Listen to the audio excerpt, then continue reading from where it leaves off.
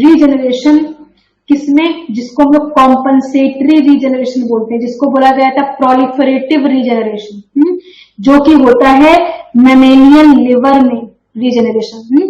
वैसे तो मैमल्स में कहीं रीजनरेशन वैसा नहीं देखा जाता है, लेकिन लिवर के केस में कॉम्पनसेटरी रीजनरेशन पाया जाता है, जो कि कहाँ होता है, मैमेलियन लिवर में। तो मैमल्स के लिवर में एक्चुअली में 5 टाइप के लिवर सेल्स पाए जाते हैं, जैसे कि जो hepatocyte, fat storing cells, endothelial cells, Kupffer's, macrophages, duct cells, ये सारे सेल्स लिवर सेल्स में पाए जाते हैं, लिवर में पाए जाती है सारे सेल्स। और ये क्या करते हैं, अपने अपने को प्रोलिफरेट करके अपना अपना पोर्शन बनाते हैं, मींस कि ये सेल्स अपने आप में डिवाइड करके, भाई फैट स्टोरिंग सेल्स है तो फैट स्टोरिंग प्रोलिफरेट करके फैट स्टोरिंग सेल्स बनाएंगे, डक्ट सेल्स है तो डक्ट सेल्स बनाएंगे। Each cell retain its cellular identity and liver retain the ability to perform its function. मतलब कि सभी सेल्स की अपनी अपनी आइडेंटिटी होती है, सबका अपना अपना काम है, कफर सेल्स का अपना काम है, फैट स्टोरिंग सेल्स का अपना काम है। तो लिवर्स में जितने भी 5 टाइप के सेल्स है, सबके अपने अपने फंक्शन है और सभी अपने फंक्शन को आइडेंटिटी मतलब रिटेन रखते हैं। और लिवर के अगर फंक्शन की बात करें तो लिवर में जैसे बहुत सारे टॉक्सिन डिग्रेडेशन है, बाइल सिंथेसिस है, ये सारे फंक्शन किसके, लिवर के। तो ये अपने फंक्शंस को रिटेन रखता है। Differentiated cell divide to recover to structure and function. अब लिवर का जो रीजनरेशन होता है, जिसको हम लोग कॉम्पनसेटरी रीजनरेशन कहते हैं, यहाँ पे सेल डिफरेंशिएटेड ही रहती है। सपोज कि हिपैटोसाइट सेल्स में ही रहेगी, वो कोई भी ब्लास्टेमा या स्टेम लाइक सेल्स कुछ भी ऐसा नहीं बनाएगी, अपने डिफरेंशिएटेड फेट में रहेगी और डिवाइड करेगी, और जो भी स्ट्रक्चर गायब हुआ है उसको रिकवर करेगी, और रिकवर करने के बाद वैसा ही स्ट्रक्चर और फंक्शन को परफॉर्म करेगी, जो भी इंजर्ड ऑर्गन है। तो ये होता है क्योंकि यहाँ पे एक तरीके से टिश्यू को कॉम्पनसेट किया जा रहा है, इसीलिए इसको कॉम्पनसेटरी रीजनरेशन बोलते हैं। Regeneration occur by proliferation of existing tissue, जो भी रिमेनिंग टिश्यू है उसी का प्रोलिफरेशन होता है, क्योंकि जो प्रोलिफरेशन जिस टिश्यू का हो रहा है उसके पास अपनी कैपेबिलिटी है, जो भी फंक्शन उसका रिटेन है उसी फंक्शन के साथ ही वो प्रोलिफरेट होती है, तो इसीलिए वो उसका function as it is maintain रहता है।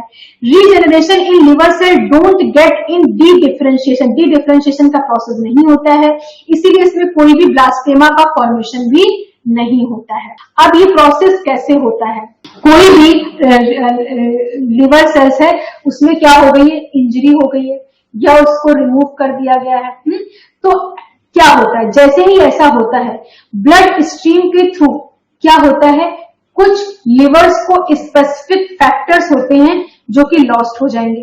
भाई लिवर में कुछ स्पेसिफिक फैक्टर बनेंगे, और जैसे ही लिवर इंजरी होगी या लिवर को रिमूव किया जाएगा तो लिवर सेल्स सेंस कर लेती हैं ब्लड स्ट्रीम के थ्रू कि कुछ स्पेसिफिक फैक्टर लॉस्ट हो रहे हैं। और जब स्पेसिफिक फैक्टर लॉस होते हैं, जैसे कि मान लीजिए लिवर में इंजरी हुई तो बाइल एसिड का फॉर्मेशन या गट लिपोपॉलीसैकेराइड की कॉन्सेंट्रेशन इंक्रीज हो जाती है। जैसे ही लिवर में इंजरी होती है या लिवर रिमूव होता है तो कुछ फैक्टर्स ऐसे होते हैं जो कि लॉस्ट हो जाते हैं, स्पेसिफिक फैक्टर जिनको लिवर सेंस, जिसको ब्लड स्ट्रीम के थ्रू सेंस किया जा सकता है। और कुछ फैक्टर्स जैसे कि बाइल एसिड या गट लिपोपॉलीसैकेराइड फैक्टर्स इंक्रीज होते हैं, तो कुछ फैक्टर लॉस होते हैं क्योंकि लिवर में इंजरी होती है, तो कुछ फैक्टर्स इंक्रीज होते हैं। जो फैक्टर इंक्रीज होते हैं वो क्या करते हैं, इंड्यूस करते हैं some non hepatocyte to secrete some paracrine factor. वो फैक्टर जैसे कि इंड्यूस हुए लिपोपॉलीसैकेराइड या फिर बाइल एसिड, तो ये क्या करते हैं, इंड्यूस करते हैं नॉन हेपेटोसाइट सेल्स को। जो नॉन हेपेटोसाइट सेल्स है उनको इंड्यूस करते हैं कि वो कुछ पैराक्राइन फैक्टर्स को रिलीज करें, और जिससे कि हेपेटोसाइट इंड्यूस हो पाए सेल साइकिल में, जिससे कि क्या हो, हेपेटोसाइट सेल साइकिल में एंट्री ले पाए। क्योंकि हेपेटोसाइट सेल्स तो अभी क्या हो गई है कि प्रोलिफरेशन नहीं कर पा रही है, अभी उन्होंने प्रोलिफरेशन नहीं करा है, लेकिन इंजरी हुई, इंजरी होने के बाद कुछ फैक्टर लॉस हुए जिनको ब्लड के थ्रू सेंस किया गया, कुछ फैक्टर इंक्रीज हुए जैसे कि बाइल एसिड, लिपोपॉलीसेकेराइड। जब ये इंक्रीज हुए तो ये कुछ और टिश्यूज को जो नॉन हेपेटोसाइट सेल्स हैं उनको क्या करते हैं, उनको इंड्यूस करते हैं कि वो कुछ पैराक्राइन फैक्टर रिलीज करें। जब वो कुछ पैराक्राइन फैक्टर रिलीज करेंगे तो वो पैराक्राइन फैक्टर इंड्यूस करेंगे हेपेटोसाइट सेल्स को कि वो एंटर करे सेल साइकिल में, और वो सेल साइकिल में एंटर कर जाती है। किस फेज में? G1S फेज में। जब G1S फेज में एंट्री करेंगी तो प्रोलिफरेशन कर पाएंगी। तो आपको क्या याद रखना है कि बाइल एसिड और गट लिपोपॉलीसेकेराइड ये सब फैक्टर्स इंक्रीज होते हैं जो कि मींस इंड्यूस कराते हैं नॉन हेपेटोसाइट सेल्स को कि वो पैराक्राइन फैक्टर रिलीज करें, और उन पैराक्राइन फैक्टर की वजह से हेपेटोसाइट सेल्स सेल साइकिल में एंट्री करे और डिवीजन करे। जैसे कि कफर सेल्स होती है तो कफर सेल्स क्या करती हैं, सिक्रीट करती है interleukin 6 and TNF beta. Stellate cell secrete करती हेपेटोसाइट ग्रोथ फैक्टर्स। ये सारे फैक्टर्स जैसे ही इंजरी होगी तो जो सेल्स की, जो हेपेटोसाइट की जो कफर सेल्स होंगी वो सिक्रीट करने लगेंगी IL-6, इम्यूनोलॉजी में आपने पढ़ा होगा इंटरल्यूकिन 6, TNF अल्फा, और एक स्टिलेट सेल्स होती है वो सिक्रीट करने लगती है हेपेटोसाइट ग्रोथ फैक्टर्स। और ये सारे जो चीजें हैं मिलके क्या करती हैं, लिवर को प्रोलिफरेशन में हेल्प करती है। The specialised blood vessels also produce, कुछ ब्लड वेसल्स भी प्रोड्यूस करते हैं हेपेटोसाइट ग्रोथ फैक्टर्स WNT2। ये सारे फैक्टर्स मिलके मींस की लिवर सेल्स को एक्टिवेट करती है कि वो क्या करे, प्रोलिफरेशन करे। इसके साथ साथ सिर्फ यही नहीं, इसके साथ साथ कुछ और भी चीजें होती हैं जो कि हेल्प करती हैं कॉम्पनसेटरी रीजनरेशन में, जैसे कि T3 फ्रॉम थायराइड। आपने पढ़ा होगा T3 T4 पढ़ते हैं ना जब ये थायराइड की एनालिसिस कराते हैं, टेस्ट कराते हैं। तो T3 cells from thyroid, insulin from pancreas, norepinephrine from adrenal gland, EGF from duodenum, ये सब भी रिलीज होने लगते हैं। T3, इंसुलिन, नॉरएपिनेफ्रिन और इसके बाद EGF एपिडर्मल ग्रोथ फैक्टर, ये सब भी रिलीज होने लगते हैं जो कि हेल्प करते हैं हेपेटोसाइट के प्रोलिफरेशन में। और इस तरीके से जो हेपेटोसाइट है वो रीजनरेट हो जाता है। कि लिवर कैसे रीजनरेट होता है उसके पीछे बहुत सारे मैकेनिज्म है, क्योंकि भाई हमारे पास तो इम्यून सिस्टम भी है ना, मैमेलियंस के पास तो इम्यून सिस्टम भी है, तो वो भी काम कर रहा है। तो किस तरीके से पूरा का पूरा जो लिवर है अगर वो रिमूव हो गया है या इंजरी हो गई है तो वो किस तरह से क्या कर पा रहा है, रीजनरेट कर पा रहा है। तो कुछ फैक्टर्स, जब भाई लिवर की कुछ सेल्स हट गई तो कुछ फैक्टर्स लॉस हो जाएंगे और कुछ फैक्टर्स लिवर रीजन के रिमूवल की वजह से इंक्रीज करेंगे। उसमें से जैसे कि बाइल और लिपोपॉलीसेकेराइड्स होते हैं, ये क्या करेंगे, नॉन हेपेटोसाइट को इंड्यूस करेंगे कि वो कुछ पैराक्राइन फैक्टर्स रिलीज करें, जिसकी वजह से हेपेटोसाइट सेल्स सेल साइकिल में एंटर करें। जब सेल साइकिल में एंट्री लेंगे तो क्या होगा कि प्रोलिफरेशन होगा सेल्स का, और लिवर सेल्स और बनेंगे तो फिर वो कॉम्पनसेट कर देगा जो भी मिसिंग पार्ट लिवर का है। तो लिवर से लिवर ही बन रहा है और कुछ नहीं बन रहा है। या फिर लिवर सेल्स के जो कपर सेल्स होते हैं वो IL-6 को सिक्रीट करने लगते हैं या TNF अल्फा को सिक्रीट करने लगते हैं। ये सब भी क्या करते हैं, हेपेटोसाइट ग्रोथ फैक्टर सिक्रीट होने लगते हैं और इससे क्या होता है, हेपेटोसाइट सेल्स की ग्रोथ होने लगती है। इसके साथ साथ कुछ ही हार्मोन्स भी इन्वॉल्व होते हैं, क्योंकि लिवर से बहुत सारी चीजें रेगुलेट हो रही हैं। अब वो सब भी तो फैक्टर इन्वॉल्व होंगे। अब अगर सपोज कि इस मैकेनिज्म से लिवर का इंजरी नहीं ठीक हो पाया या इस मैकेनिज्म से मतलब कि लिवर रीजनरेट नहीं कर पाया, तब एक second line of regenerative ability होती है मैमेलियंस के पास। Second line of regenerative ability होती है, वो होती है ओवल सेल्स के थ्रू।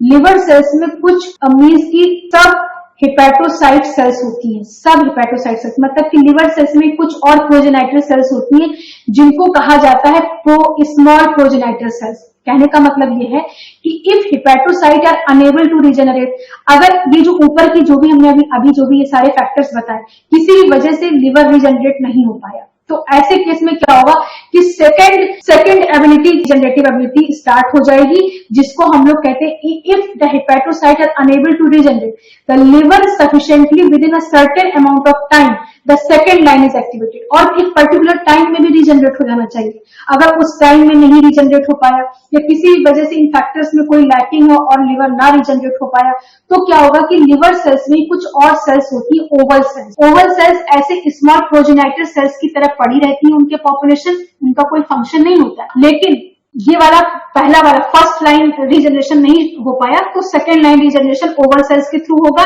जिसमें क्या होगा, can produce hepatocyte and bile duct start dividing. जो बाइल डक्ट होता है वो भी स्टार्ट कर देगा डिवाइड करना। They are kept in reverse and used after hepatocyte have failed to regenerate. और इनको एक तरीके से अभी जब नॉर्मली ये कोई काम नहीं कर सकती, रिवर्स कंडीशन में इनका कोई फंक्शन नहीं, लेकिन जैसे ही फर्स्ट लाइन ऑफ रीजनरेटिव जो एबिलिटी है वो नहीं परफॉर्म हो पाती है, वो फेल हो जाती है, तब फिर ये ओवल सेल्स अपना काम करना शुरू करती है। तो ये था compensatory regeneration. Oval cells liver में प्रोजेनेटर सेल्स की तरह पड़ी रहती हैं, उनका वैसे तो कोई फंक्शन नहीं है, रिवर्स फंक्शन है। मतलब कि जैसे कि रीजनरेशन में ही जब वो काम करती वैसे उनका कोई फंक्शन नहीं है। लेकिन अगर फर्स्ट लाइन ऑफ रीजनरेशन, मतलब कहने का कि अगर रीजनरेशन इन सब के थ्रू नहीं हो पाएगा, जैसे कि प्रोलिफरेटिंग या कॉम्पनसेटरी रीजनरेशन जो हो रहा है इसकी वजह से ये नहीं हो पाएगा, तो ये अगर सपोज कि मान लीजिए किसी वजह से ये सब सेल साइकिल में एंट्री नहीं ले पाया लिवर सेल्स, क्योंकि ये सारे फैक्टर्स, पैराक्राइन फैक्टर नहीं रिलीज हुआ या कोई हार्मोन ने काम नहीं किया, किसी भी वजह से अगर ये नहीं परफॉर्म हो पाया और लिवर रीजनरेट नहीं हो पाया, या जो पर्टिकुलर टाइम में भी रीजनरेट हो जाना चाहिए उस टाइम में भी नहीं हुआ, तो ओवल सेल्स एक्टिवेट हो जाती है। ओवल सेल्स क्या होती हैं? हिपैटोसाइट की ही सब हिपैटोसाइट सेल्स होती हैं, मींस कि उनका कोई ऐसे फंक्शन नहीं है, स्मॉल प्रोजेनेटर सेल्स के पॉपुलेशन के फॉर्म में पड़ी रहती है। जब रीजनरेशन करने में इनकैपेबल होता है हिपैटोसाइट सेल्स, नॉर्मली पहला फर्स्ट लाइन रीजनरेटिव एबिलिटी नहीं हो पाती है, तो फिर ओवल सेल्स एक्टिवेट होती हैं। ओवल सेल्स फिर क्या करती हैं कि हिपैटोसाइट को रीजनरेट कराती है, हिपैटोसाइट बनने लगती है। अच्छा, अब इसके बाद एक बहुत इंपॉर्टेंट कि भाई मैमल्स तो इतने एडवांस हैं। अच्छा, रीजनरेशन खत्म हो गया, बस ये कुछ एडिशनल इंफॉर्मेशन है।